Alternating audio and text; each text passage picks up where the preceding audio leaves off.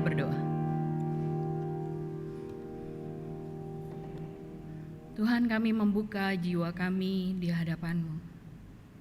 Kami ingin mendengar kebenaran firman-Mu. Kami rindu Tuhan, firman-Mu boleh sekali lagi menjamah hati kami. Boleh sekali lagi memberikan panduan bagi hidup kami. Allah Roh Kudus, kiranya Engkau bekerja di tengah-tengah kami. Jika pada hari ini ada di antara kami yang tawar hati atau keras hati atau sedang meragukan Engkau atau sedang bimbang menghadapi pergumulan, ya Tuhan, kiranya Engkau menjamah setiap kami. Berbicaralah secara pribadi di dalam hati kami. Biarlah kiranya kebenaran firman-Mu boleh memandu jalan kami kembali kepadamu, agar kami boleh hidup seturut dengan kehendak-Mu. Terima kasih ya Tuhan, terima kasih. Hanya di dalam nama Tuhan Yesus kami berdoa. Amin. Silakan duduk.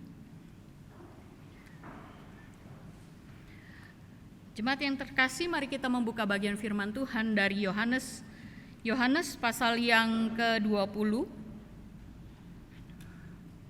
Yohanes pasal yang ke-20, ayat yang ke-24 sampai ayat yang ke-29.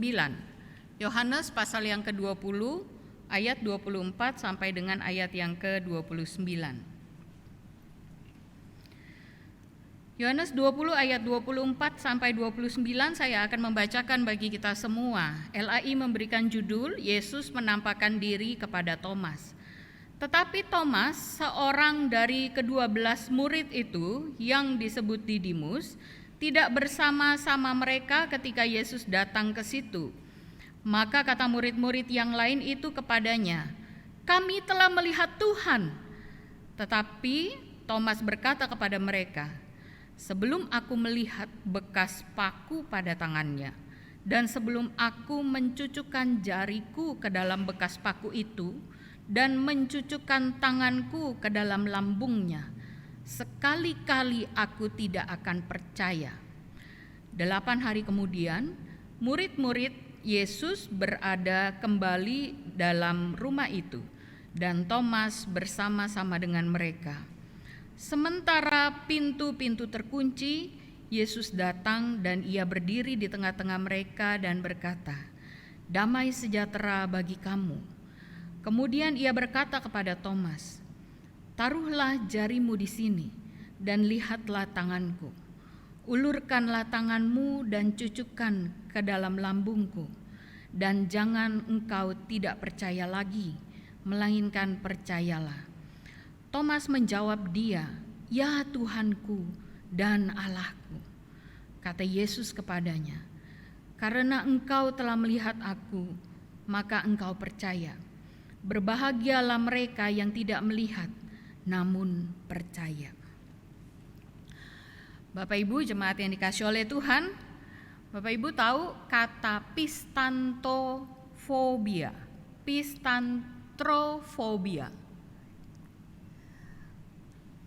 cukup panjang ya, dan mungkin asing kedengarannya. Pistantrofobia. Ini adalah fobia atau ketakutan untuk mempercayai orang karena pengalaman masa lalu yang negatif, yang buruk, atau karena ada akhir yang menyakitkan dari hubungan yang sebelumnya. Seorang terapis bernama Dana McNeil mengatakan begini, orang dengan fobia ini memiliki rasa takut untuk terbuka lagi dan menghindari untuk berada dalam hubungan yang lebih dalam. Tujuannya adalah supaya tidak merasakan pengalaman menyakitkan yang serupa di masa yang mendatang. Sayangnya, mereka pada akhirnya menahan diri dan tutup mata terhadap hal-hal yang positif dari orang lain. Kita tidak tahu apakah Thomas terkena penyakit psikologis ini, ya, pistantrofobia. Ya. Kita nggak tahu nih apakah Thomas terkena penyakit ini atau tidak, ya. Tetapi kalau kita coba selidiki catatan Alkitab mengenai Thomas, di Yohanes pasal yang ke-11 ayat yang ke-16, firman Tuhan mencatat bagaimana Thomas berkata kepada para murid yang lain, dengan begitu bersemangat dia berkata, marilah kita pergi juga untuk mati bersama-sama dengan dia. Gitu. Konteks dari ayat Yohanes pasal 11 ayat 16 ini adalah sebelumnya Yesus baru saja selamat dari kejaran orang-orang Yahudi yang berusaha melempari dia dengan batu di Bait Allah Yerusalem. Lalu ketika Yesus mendengar kabar tentang Lazarus yang meninggal, Yesus mengajak para murid untuk kembali ke Yudea, ke rumah Lazarus. Kemudian para murid keberatan. Para murid berkata kepada Yesus, "Rabi, baru-baru ini orang-orang Yahudi mencoba melempari engkau. Masih maukah engkau kembali ke sana?" Kata para murid ya di Yohanes 11 ayat yang ke-8. Dan ketika Yesus menjelaskan perihal mengenai kematian Lazarus dan bagaimana peristiwa itu dapat membuat para murid belajar untuk percaya, hanya Thomas yang dicatat oleh Alkitab yang berespon langsung dengan antusias. Marilah kita pergi juga untuk mati bersama-sama dengan dia. Gitu. Thomas murid yang mudah percaya, dia murid yang loyal, dia berani mengambil resiko. Sekalipun Yesus baru saja dilempari batu, tapi dia ketika tahu Yesus akan kembali ke sana, dia mau ikut bersama-sama dengan Yesus, bahkan bersedia mati bersama-sama dengan Yesus, begitu ya. Kemudian pada Yohanes pasal yang ke-14, ketika Yesus berbicara tentang bahwa di rumah Bapa ada banyak tempat tinggal dan ia akan pergi ke sana untuk menyediakan tempat tinggal, Thomas langsung berespon begini, "Tuhan, kami tidak tahu kemana engkau pergi. Jadi bagaimana kami tahu jalan ke situ?" Ya, di Yohanes 14 ayat yang ke-5. Thomas terbuka dan dia punya rasa penasaran yang besar. Tetapi entah kenapa di pasal yang ke-20 kisah mengenai Thomas memberikan gambaran yang berbeda dari yang sebelum-sebelumnya. Entah mengapa pada malam itu ketika para murid berkumpul di hari pertama di minggu itu, sejak kematian Tuhan Yesus di kayu salib, Thomas tidak ada di sana. Thomas tidak ikut berkumpul bersama dengan para murid. Bisa jadi Thomas begitu berduka atas kematian Yesus, sehingga dia butuh waktu mungkin untuk menyendiri, ya. Atau mungkin saja dia tidak berani untuk berkumpul karena dia menjadi begitu takut terhadap orang-orang Yahudi yang ternyata memang benar-benar berani untuk menyalibkan Yesus gurunya. Tetapi apapun alasannya, yang pasti pada malam itu Thomas tidak berada di sana ketika Yesus menampakkan diri kepada para murid. Saudara, kehadiran Yesus yang bangkit tentu saja membawa sukacita yang besar bagi para murid. Tetapi berita itu nyatanya tidak cukup untuk memuaskan kepercayaan Thomas. Meskipun Maria Magdalena sudah menyaksikannya, meskipun para murid yang lain sudah menceritakan kepada dia dengan penuh semangat bahwa mereka melihat Tuhan, tetapi itu tidak menggoyahkan keraguan Thomas sampai ia berani berkata satu kalimat yang begitu keras, "Sebelum aku melihat bekas paku pada tangannya dan sebelum aku mencucukkan jariku pada bekas paku itu dan mencucukkan tanganku ke dalam lambungnya, sekali-kali aku tidak akan percaya." Yohanes 20 ayat 25b. Thomas yang sebelumnya adalah pribadi yang terbuka, yang mudah percaya, yang loyal, yang punya rasa penasaran yang tinggi. Tapi entah kenapa di pasal 20 menjadi pribadi yang begitu keras hati, yang begitu ragu sekali. Mungkin dia trauma dengan pengkhianatan Yudas Iskariot terhadap Yesus gurunya. Atau mungkin juga dia kecewa karena Yesus, guru yang dia agung-agungkan, yang dia kagumi, yang dia pikir bisa menjadi pemimpin yang besar bagi bangsa Yahudi, ternyata mati tergantung di kayu salib. Tetapi apapun penyebab keraguan Thomas, apakah Yesus tahu bahwa Thomas meragukan dia? Tahu. Yesus tahu. Yesus tahu.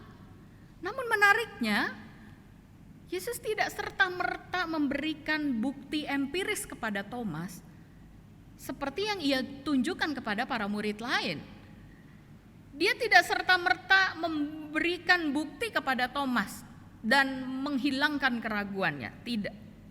Kalau Bapak Ibu perhatikan, berapa lama Yesus menunggu? Ada 8 hari. Yesus menunggu 8 hari kemudian. Ya, selama 8 hari Yesus menunggu. Dan ia izinkan Thomas bergumul dengan keraguannya. Dia izinkan Thomas memikirkan kembali imannya. Dia izinkan Thomas mempertajam kembali pengenalannya akan Yesus, sang gurunya. Dan dia izinkan Thomas meningkatkan rasa penasarannya. Saudara, ketika keraguan kita berjalan dalam proses yang seperti ini, keraguan kita bisa menjadi satu batu loncatan iman yang besar. Yesus tahu bahwa sesungguhnya Thomas bukanlah pribadi yang peragu. Thomas seorang yang jujur, yang terbuka, yang loyal, yang punya rasa curiosity, rasa penasaran yang besar. Tapi Yesus memahami keraguan Thomas. Yesus izinkan Thomas bergumul dengan keraguannya itu. Saudara, hal yang sama juga bisa terjadi dengan kita.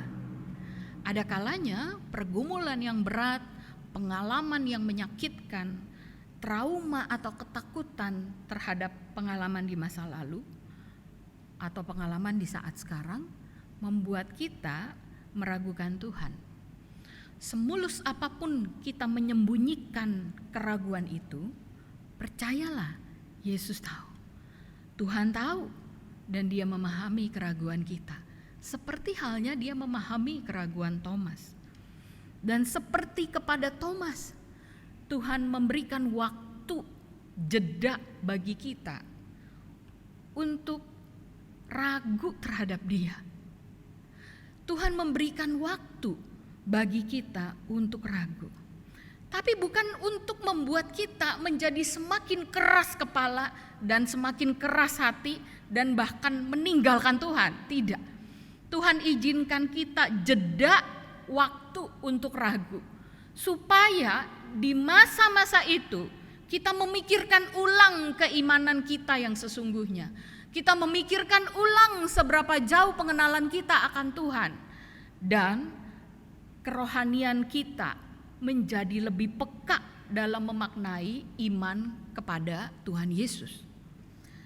Dan setelah 8 hari kemudian, Yesus menampakkan diri kepada Thomas. Pada hari itu dia memberikan bukti yang paling empiris kepada Thomas, yang dibutuhkan Thomas untuk lebih mempercayai Yesus. Yesus berkata, "Taruhlah jarimu di sini dan lihatlah tanganku. Ulurkan tanganmu dan cucukkan ke lambungku, dan jangan engkau tidak percaya lagi. Berhentilah meragukan aku. Lihat bukti. Ini bukti yang aku berikan kepadamu." Dan keraguan Thomas terjawab sudah. Beres. Imannya dipulihkan. Bahkan dia mengungkapkan satu pengakuan iman yang sangat personal dan yang luar biasa. Dia berkata, "Ya Tuhanku dan Allahku, my Lord and my God." Dia mengulangi kataku 2 kali. Ini menjadi pengakuan iman yang sangat personal bagi dirinya. Pengakuan iman ini menjadi bukti hilangnya keraguan Thomas akan Yesus yang bangkit itu. Selesai sampai di situ? Tidak. belum selesai. Kisah Thomas belum selesai. Kenapa belum selesai? Karena level kerohanian Thomas dan para murid pada saat itu adalah level percaya karena melihat. Level percaya karena melihat. Ini level yang alami, ini level yang penting, ini level yang natural, khususnya bagi para murid. Karena level kerohanian inilah yang membuat para murid valid atau sah sebagai saksi dari Injil Kristus. Karena mereka melihat, mereka mengalami karya dan pengajaran Yesus, sehingga mereka sah menjadi saksi dari Injil Kristus. Dan di ayat 31 dari Yohanes pasal yang ke-20 dikatakan begini, tetapi semua yang tercantum di sini telah dicatat supaya kamu percaya bahwa Yesuslah Mesias, Anak Allah, dan supaya kamu oleh imanmu memperoleh hidup dalam namanya. Karena validitas kesaksian dan pengalaman para murid bersama Yesuslah, maka Injil dituliskan dan tersebar luas. Level kerohanian ini penting. Ini penting. Karena kesaksian mereka, karena mereka telah melihat dan menjadi percaya. Kebangkitan Kristus bukan sekadar dongeng belaka, karena kebangkitannya disaksikan oleh banyak orang. Kisah hidup Yesus bukan sekedar mitos, karena kehidupannya telah mempengaruhi banyak orang. Sejarah keselamatan yang Allah nyatakan bagi kita bukanlah isapan jempol belaka. Dan semuanya itu dicatat di dalam Alkitab berdasarkan kesaksian dari para murid yang telah melihat dan menjadi percaya bahwa Yesuslah Mesias, Anak Allah. Para murid percaya karena melihat karya dan pengajaran Yesus semasa hidupnya, dan itu memvalidasi kesaksian mereka akan Injil Yesus Kristus. Akan tetapi, meskipun level ini penting, level kerohanian ini penting, akan tetapi Yesus ingin para murid memiliki level kerohanian dan iman yang lebih daripada itu. Lebih dari sekedar percaya karena melihat. Ia berkata begini, berbahagialah mereka yang tidak melihat namun percaya. Di ayat 29b. Berbahagialah mereka yang tidak melihat namun percaya. Ini level iman yang Tuhan inginkan berikutnya dari para murid dan dari setiap kita. Ini adalah level iman yang situation proof. Situation proof. Iman yang terbukti di dalam berbagai situasi tetap tidak tergoyahkan sekalipun tidak ada terlihat Tuhan membuktikannya. Ini level iman yang situation proof. Dan inilah iman yang sejati. Iman yang terbukti di dalam berbagai situasi tidak tergoyahkan, tetap mempercayai Tuhan. Di dalam Ibrani 11 ayat yang pertama dituliskan begini, iman adalah dasar dari segala sesuatu yang kita harapkan dan bukti dari segala sesuatu yang tidak kita lihat. Mengapa Yesus perlu meningkatkan level iman para murid dari level percaya karena melihat, kemudian didorong untuk menjadi percaya meski tidak melihat? Kenapa Yesus perlu mengarahkan dan meningkatkan level iman para murid ke arah itu? Karena Yesus akan naik ke sorga, Bapak Ibu. Karena Yesus akan naik ke sorga. Jangan lupa waktu itu adalah masa Yesus baru saja bangkit. Gereja belum terbentuk pada saat itu. Dan jika para murid terus percaya atau terus mendasarkan kepercayaan mereka kepada Yesus, hanya karena mereka melihat perbuatan Yesus, mereka melihat karya pengajaran Yesus, dan mereka melihat Yesus secara fisik, lalu bagaimana nanti ketika Yesus naik ke surga dan tidak bersama mereka lagi di dunia? Dasar kepercayaan mereka akan hilang, sebab mereka percaya karena melihat.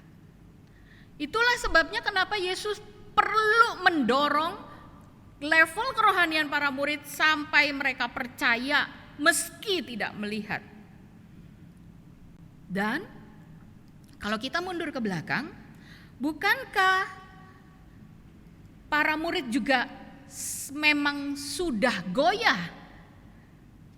Dan itu yang terjadi ketika Yesus disalibkan, dan kemudian kita tahu bagaimana para murid kocar-kacir, ya, kocar-kacir karena mereka pikir pribadi sang guru yang mereka kagumi itu, pribadi yang menjadi dasar kepercayaan mereka, sudah tidak ada lagi.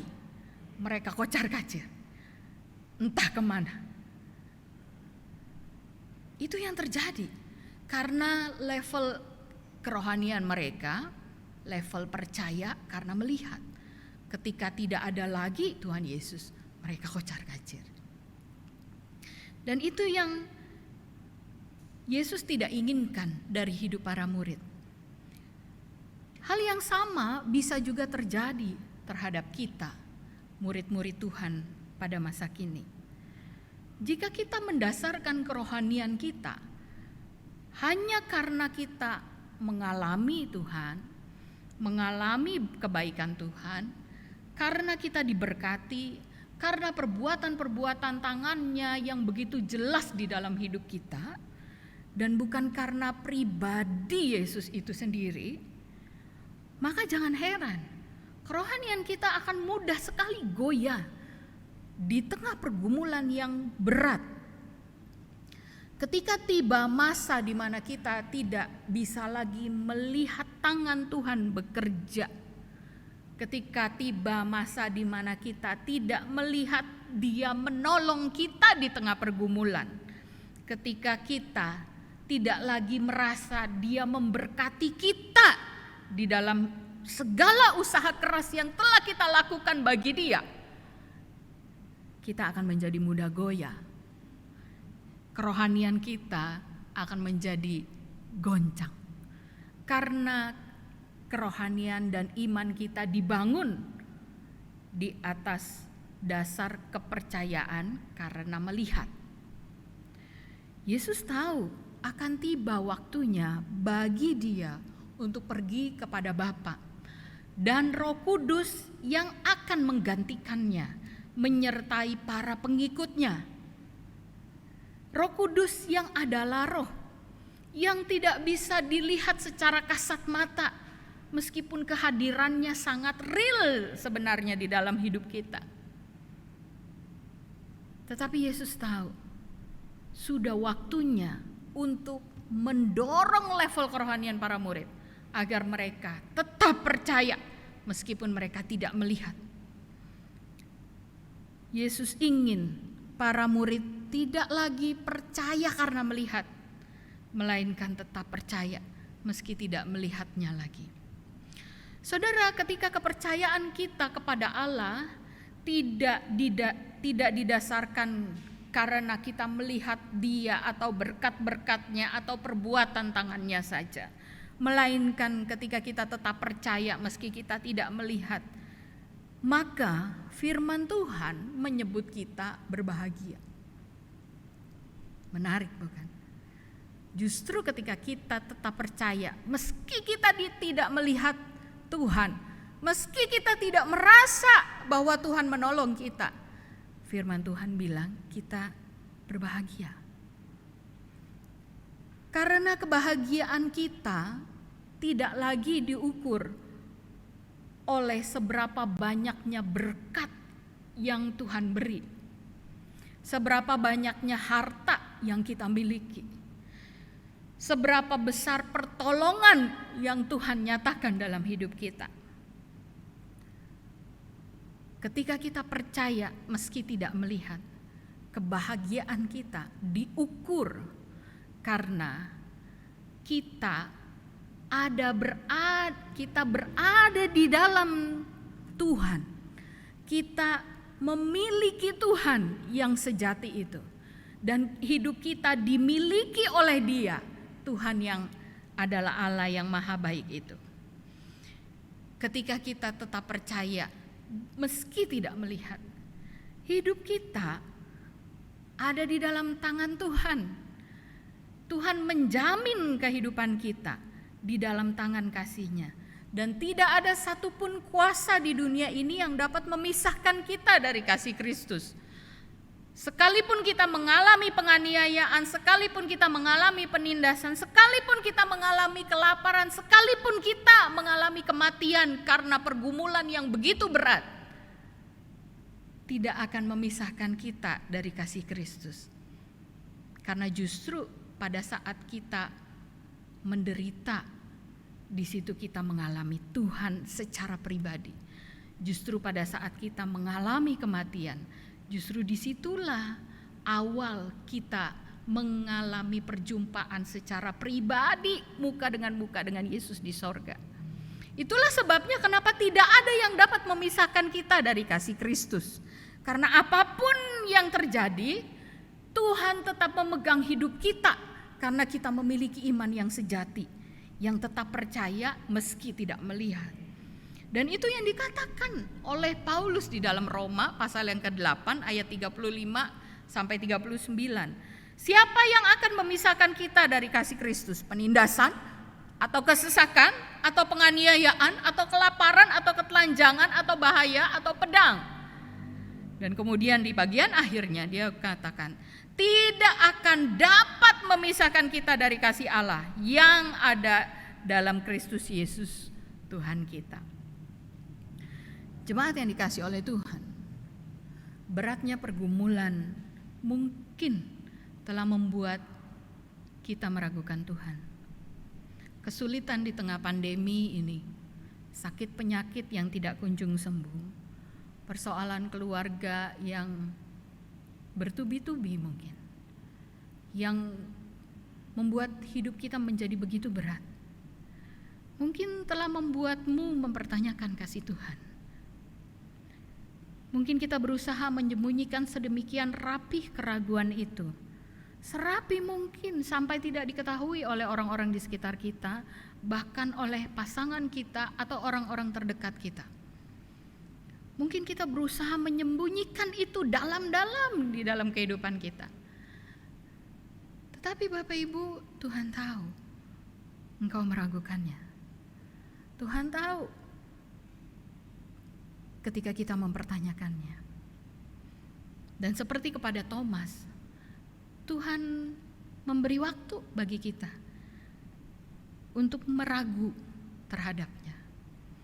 Tuhan memberi waktu dan ruang bagi kita untuk kita mempertanyakan Dia. Bukan untuk membuat kita keras, tapi karena Dia memahami pergumulan kita. Dia memahami kelemahan kita. Dia memahami beratnya hidup kita. Karena itu Dia memberi waktu. Dia mengizinkanmu untuk ragu, seperti halnya terhadap Thomas. Akan tetapi seperti halnya juga terhadap Thomas, Tuhan ingin kita tidak terus-menerus berada di dalam situasi itu. Tuhan ingin memakai pergumulan akan keraguan ini sebagai batu loncatan, agar kita memiliki iman yang tidak mudah goyah, iman yang tetap percaya meski tidak melihat, iman yang sejati. Karena itu, jika hari ini ada di antara kita yang mengalami pergumulan, mempertanyakan kasih Tuhan, meragukan Tuhan, kiranya firman Tuhan hari ini boleh menyentuh hatimu dan mengubahkanmu, seperti halnya Thomas yang diubahkan oleh Tuhan. Saya mengajak kita mengambil waktu teduh sejenak. Mari kita mengambil sikap berdoa. Mari kita merenungkan firman Tuhan ini. Mari lihat dalam hatimu, adakah keraguan yang tersimpan terhadap Tuhan? Mungkin ada banyak pertanyaan-pertanyaan yang tidak engkau mengerti, yang ingin kau pertanyakan kepada Tuhan? Tanyakanlah, terbukalah, ceritakanlah keraguanmu, ceritakanlah kesedihanmu. Tapi jangan berhenti sampai pada momen itu saja. Majulah, melangkahlah, tetaplah percaya. Meski kita tidak mengerti rencana Tuhan, meski kita tidak melihat jalan Tuhan, jadilah percaya meski kita tidak melihat. Saya mengajak kita menyanyikan pujian Hatiku Percaya.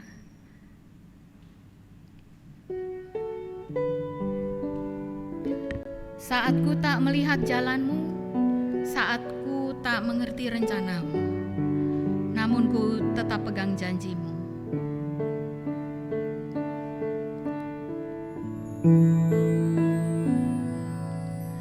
Saat ku tak melihat jalanmu, saat ku tak mengerti rencanamu, namun tetap ku pegang janjimu. Pengharapanku hanya padamu, hatiku percaya. Hatiku percaya,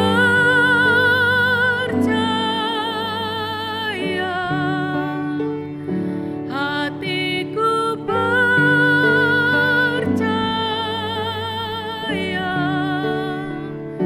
hatiku percaya, selalu ku percaya. Saat ku tak melihat jalanmu,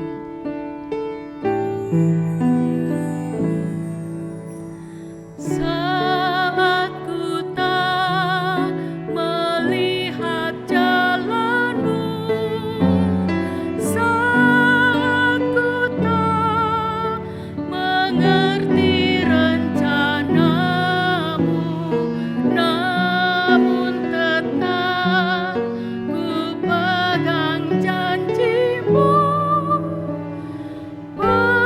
Pengharapanku hanya padamu, hatiku percaya. Hatiku percaya,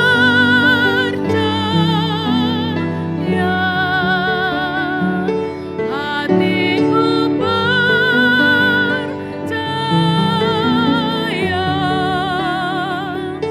hatiku percaya,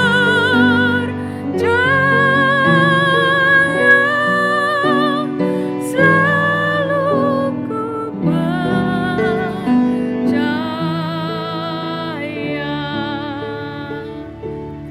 Tuhan, kiranya sepenggal pujian ini menjadi doa dan komitmen kami di hadapan-Mu. Kami yang mulai meragukan-Mu, kami yang mulai tawar hati ketika tidak melihat tangan-Mu menolong hidup kami. Tuhan, ampunilah kami. Berjalanlah bersama kami di tengah masa sulit ini.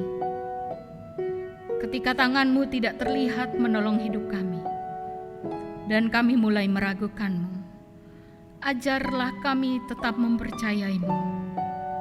Ketika kuasa-Mu tak terlihat bekerja di tengah pergumulan kami, dan kami mulai mempertanyakan kasih dan kebaikan-Mu, ajarlah kami tetap mempercayai-Mu.